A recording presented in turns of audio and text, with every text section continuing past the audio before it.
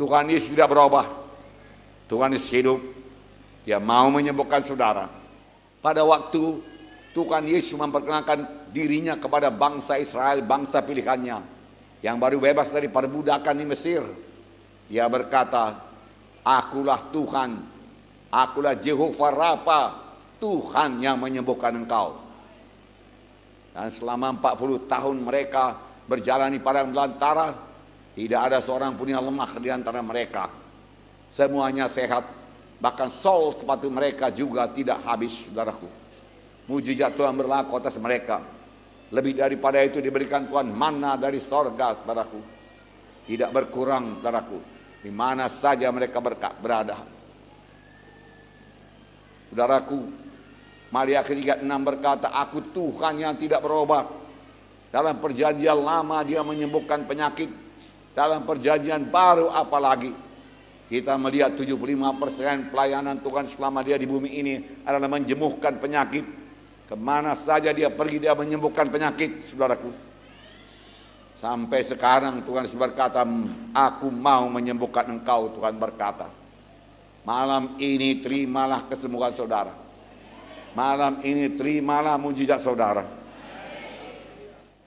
Tidak ada yang mustahil bagi saudara yang percaya. Mari semua kita berkata, tidak ada yang mustahil bagi saya yang percaya. Sekali lagi, tidak ada yang mustahil bagi saya yang percaya. Saya percaya Tuhan. Malam ini engkau mau menyembuhkan saya. Ya, saya ambil contoh dari Yohanes pasal 4, 46 sampai 53. Maka Yesus kembali lagi ke Kana di Galilea, di mana dia membuat air menjadi anggur. Dan di Kapernaum ada seorang pegawai istana, anaknya sedang sakit.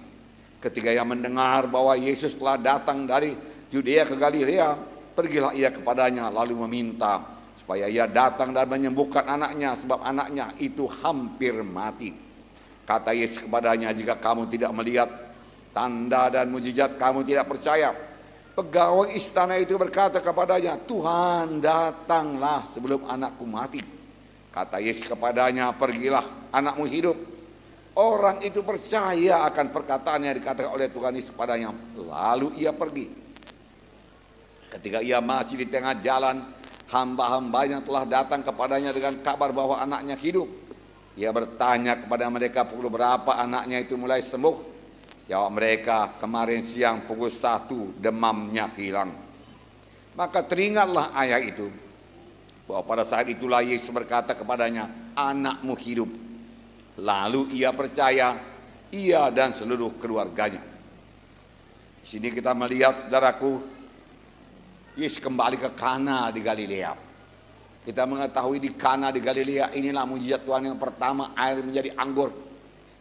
Di Kapernaum yang jaraknya 40 km dari Kana, jauh itu.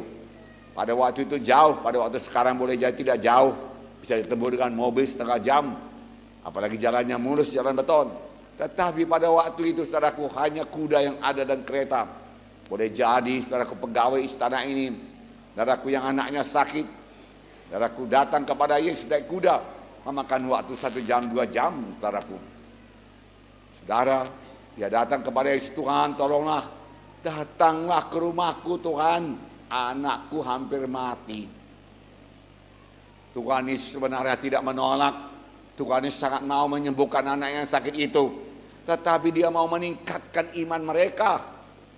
Tuhan Yesus mau mengajarkan satu perkara yang sangat penting. Apakah itu, saudaraku? Saudaraku yang kasih dalam nama Tuhan Yesus berkata, kalau kamu tidak melihat mujizat, kamu tidak percaya. Dan dia berkata kepada pegawai istana itu, pergilah, anakmu sembuh. Dia bukan Yesus enggan ke rumahnya yang berjalan 40 km, tidak. Yesus mau, seperti saya katakan tadi. Tapi dia mau mengajarkan satu perkara. Untuk kesembuhan, tidak perlu tubuhnya hadir. Tidak perlu Yesus hadir secara tubuh. Cukup dia sampaikan firman-Nya. Tuhan Yesus mau menunjukkan bahwa firman-Nya itu berkuasa, saudaraku. Oleh sebab itu dia berkata, pergilah, anakmu sembuh. Orang itu percaya. Walau dia belum melihat tanda-tanda anaknya sembuh. Walau dia belum menerima berita anaknya sembuh, karena jaraknya 40 km, saudaraku. Pada waktu itu tidak ada telepon genggam tentunya, saudaraku, telepon biasa pun tidak ada.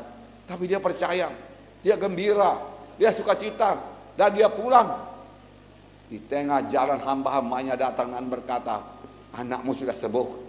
Kapan sembuhnya? Dia katakan, kemarin siang kira-kira pukul 1. Lalu dia ingat itulah waktunya Tuhan Yesus mengucapkan, pergilah anakmu sembuh. Lalu dia percaya kepada Tuhan Yesus, saudaraku. Percaya kepada firman Tuhan, saudaraku. Saudaraku yang kasih dalam nama Yesus, apakah pelajaran kepada kita, saudaraku? Saudaraku yang kasih dalam nama Yesus, untuk menerima kesembuhan, Yesus tidak perlu hadir secara tubuh. Firman-Nya berkuasa. Apa yang diucapkan Tuhan Yesus sama dengan kehadiran Tuhan Yesus sendiri. Dan apa yang diucapkan oleh Tuhan Yesus sudah begitu banyak dituliskan dalam Alkitab. Apakah kita bisa percaya apa kata firman Tuhan sama sebagaimana pegawai istana ini, saudaraku, percaya akan kesembuhan daripada Tuhan, kuasa firman Tuhan. Tidak perlu Yesus hadir, saudaraku. Dia hanya berkata, ulanglah, jadilah kepadamu sama sebagaimana engkau percaya. Sekarang ini pun, saudaraku yang kasih dalam nama Yesus, mari percayai apa yang dikatakan firman Tuhan. Tidak perlu Tuhan hadir, apalagi memang Tuhan sudah di sorga. Dia tidak bisa hadir secara tubuh. Tapi firman-Nya di sini, apa yang diucapkan Tuhan Yesus tidak pernah lenyap dari muka bumi ini. Sekali diucapkannya tetap berlaku. Biarlah kita mengerti ucapan firman Tuhan sangat berkuasa. Bukankah dunia ini diciptakan, saudaraku, dengan perkataan Tuhan Yesus? Dia hanya berkata, jadilah terang, jadi terang.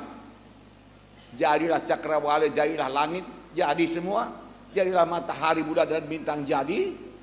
Jadilah laut, jadi. Jadilah ikan-ikan di laut, jadi. Dia tidak perlu membentuknya, saudaraku. Dan dia tidak perlu bahan-bahan untuk itu. Firman Tuhan punya kuasa untuk menciptakan. Apa yang tidak ada menjadi ada. Tidak ada kesembuhan menjadi ada kesembuhan. Tidak ada kampunan dosa menjadi ada kampunan dosa. Malam ini sediakan Tuhan bagi saudara. Saudara, firman Tuhan lebih berkuasa daripada panca indera kita. Saudara sakit, boleh jadi saudaraku semua panca indera. Saudara, ada berapa panca indera? 5 panca indera. Mengatakan saudara itu sakit. Dan tubuh saudara lah, kita katakan kepala saudara pening, sakit, oyong. Ah, aku sudah sakit. Boleh jadi aku darah tinggi ini, boleh jadi demam dan lain sebagainya. Lalu saudaraku, mata saudara mulai berkunang-kunang, panca indera penglihatan mulai berkunang-kunang. Ah, betul lah aku sakit, panca indera berkata. Telinga mulai mendenging, lalu telinga berkata, betul lah aku sakit. Oh, pencet sap ini udah pahit rasanya, betul lah aku sakit. Kulit ini sudah meriang-riang rasanya, oh betul lah aku sakit. Dan semua panca indera lain mengatakan sakit, sakit, sakit. Ada satu yang mengatakan saudara sembuh. Firman Tuhan berkata, oleh bilur Yesus engkau sudah sembuh. Aku mau menyembuhkan engkau. Saudaraku, tanda kita beriman, kita lebih percaya kepada firman Tuhan daripada perasaan kita, daripada penglihatan kita. Itulah dia iman. Itulah iman, saudaraku. Walaupun perasaan, saudaraku, tidak mendukung, saudaraku, untuk kesembuhan, tapi iman berkata, oleh bilur-bilurku engkau sudah sembuh, berarti sudah sembuh. Amin. Tuhan meminta kita percaya dulu dan bertindak menurut firman Tuhan. Maka kesembuhan akan menyusul. Selalu begitu menerima kesembuhan dalam Alkitab. Kenapa kita kurang mengalami mujizat Tuhan? Karena kita mau melihatnya dulu, kita merasakannya dulu, barulah kita percaya, oh betullah Tuhan menyembuhkan. Tapi Tuhan lebih suka, saudaraku, Kita bertindak saja, kita percaya kepada firman-Nya dan bertindak seturut dengan firman-Nya. Amin, saudara. Saudaraku yang kasih dalam nama Yesus, kepada seorang lumpuh, Yesus berkata, bangunlah, angkat tempat tidurmu, pulanglah ke rumahmu. Lalu orang itu bangun dan pulang. Orang lumpuh ini punya iman. Dia tidak berkata, Tuhan, Engkau kan melihat aku lumpuh. Enggak bisa aku mengangkat tilam, berjalan pun tidak bisa, berdiri pun tidak bisa. Sembuhkanlah aku dulu Tuhan, baru bisa aku berdiri, kuangkat tilamku. Dia tidak berkata demikian, dia cukup percaya kepada apa yang diucapkan oleh Tuhan Yesus. Tuhan Yesus berkata bangun, dia bangun, saudaraku. Dia mengangkat tilamnya, dia pulang. Pada waktu dia bangun itulah, itu satu tindakan iman, dan pada waktu itulah kuasa Tuhan, saudaraku, meluncur kepadanya, menyambar dia, saudaraku, hingga dia sembuh. Kepada seorang yang sudah 38 tahun terbaring di kolam Bethesda, saudaraku, saudara menunggu air kolam itu bergolak, karena siapa saja yang lompat ke dalam pada air kolam itu bergoncang, dia sembuh apapun penyakitnya. Tetapi karena dia lumpuh, dia tidak bisa bergerak cepat menuju kolam. Yesus datang, maukah engkau sembuh? Dia berkata, Tuhan, gak ada orang yang mengangkat aku ke kolam itu. Pada waktu aku di tengah jalan, orang lain sudah duluan melompat, orang itu sembuh. Aku terlambat. Tuhan Yesus berkata, bangunlah, angkat tempat tidurmu dan pulanglah ke rumahmu. Orang itu bangun, dia angkat tempat tidurnya, dia pulang ke rumahnya. Dia cukup percaya. Dia tidak berkata, Tuhan 38 tahunnya aku ini sakit, Tuhan, Engkau suruh pula bangun dan bangkit. Kalau memang bisa aku bangun dan bangkit, udah lama aku bangun bangkit, Tuhan. Dia tidak berkata demikian. Banyak alasan-alasan bisa dikemukakan kepada Tuhan Yesus. Tetapi dia cukup percaya. Oke, aku percaya firman Tuhan, ya dan amin. Saudaraku yang kasih dalam nama Yesus, demikian juga pada malam ini saudara bertindak.